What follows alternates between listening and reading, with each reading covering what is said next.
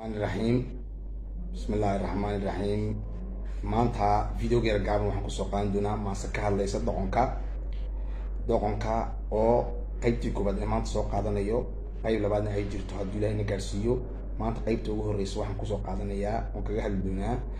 doqonka iyo bal waxay maasado ka tahay haddaan idin bilaabo maasadii bismillaahir rahmaanir rahiim ilaa waxsan naga dhawaaji doqon weeye magaciisu daasad weeye faaruqa habeen weeye dam ah dareer weeye dindima daaca weeye aan joogsan durbaan weeye yeedha foosta weeye daadisa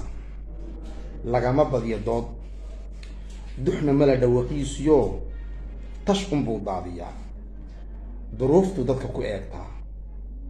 dookhad buu ku noqdaa sidii daqsigu wax kastaba dalaqida waxa u daran iyo ma yaqaan dantiisa oo wuxuu ka door bidaa istimtaaga hawla aan loo dirino danihiisa aan ahayn hada inuu ka celiyo part 1 weeyaan hada doqon weeye magaciisu daasad weeye faaruqa habeen weeye dama dareer weeye dindima daaca weeye aan joogsan durbaan weeye yeedha foosto weeye daadisa lagama badiyo dood duxna mala dhawaqiisiyo